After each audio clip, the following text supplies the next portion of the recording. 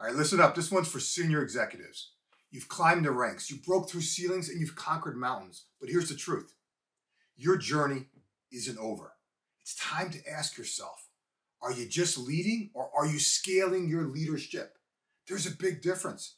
And it's the one that separates the good leaders from the extraordinary ones. Today, I'm going to unpack the art of leading leaders who lead. Let's dive in.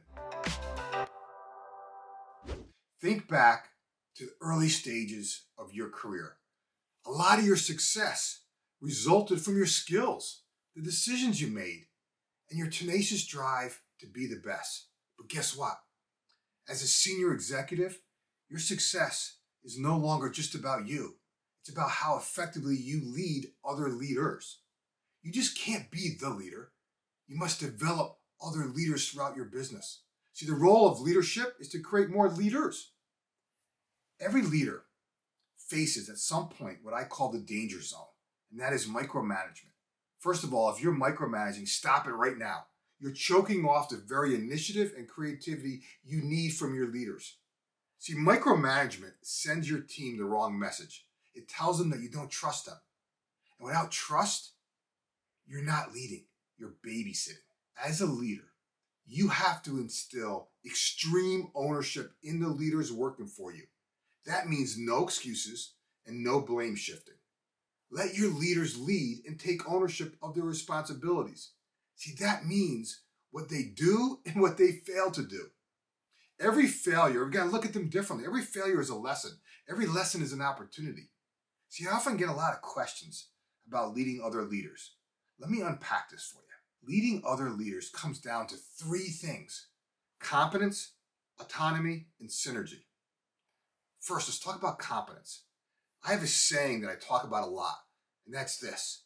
Leaders are teachers, and to be a great teacher, one must first become a great student. Leadership development isn't reserved for those new to leadership. It's for everyone.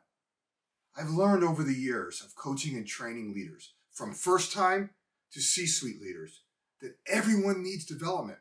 Think about it for a second. Tom Brady won 7 Super Bowls and constantly had multiple trainers and coaches working with him. The same was true for Michael Jordan, Kobe, LeBron, and all the great athletes.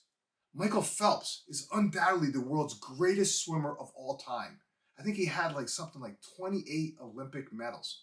He holds the record for the most Olympic gold medals won in individual events. Guess what? He trained a lot. Why should business be different? It's easy to complain about one of your leaders for what they did or failed to do, but you, the leader, need to look in the mirror and ask yourself if you're growing and developing them. See, some leaders mistakenly believe that if they hire the right people, they don't need to train them. Growing your business is more than just hiring the right people. It's getting the right people to do the right things. I coach a lot of C-suite executives, and guess what? They're all extremely successful. However, the skills that got them into the C-suite are different. The reason they're high performers, the reason they're successful is because they keep reinvesting in themselves. The same needs to be true for your mid-level leaders.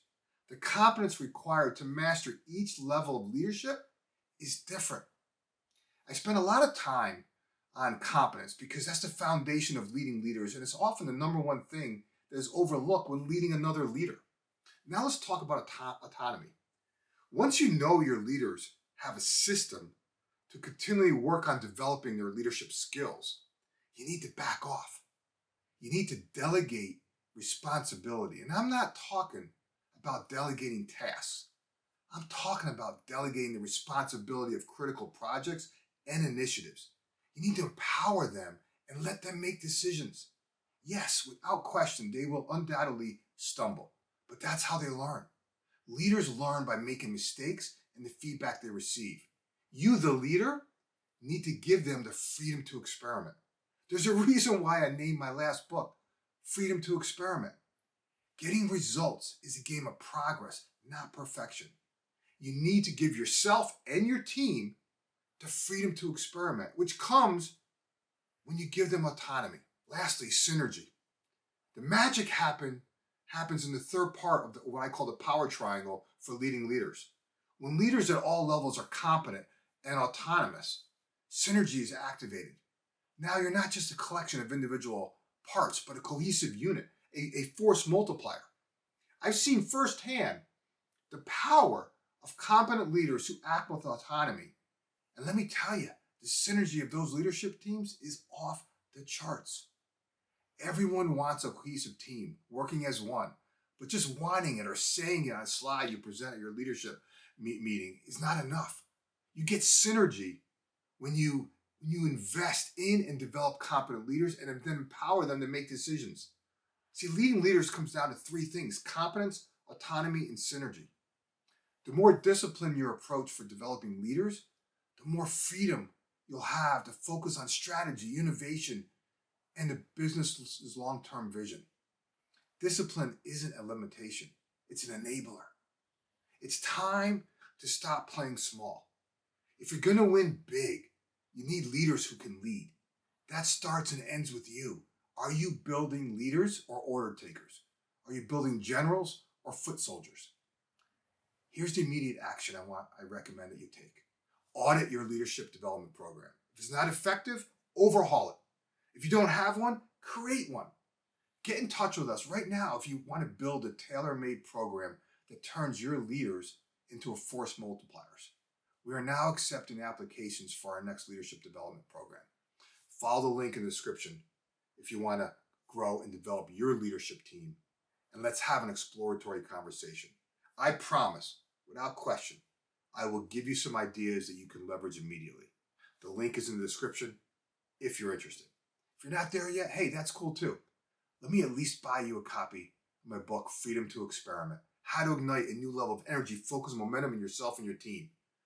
Follow the link in the description, and I'll personally sign a copy for you. If you like what I shared today, do me a favor, give it a thumbs up, drop a comment related to your business, and of course, subscribe, because each week I'm sharing content to help you and your team embrace change, focus your efforts, and accelerate results. Remember this, you're just one idea away. We'll talk to you soon.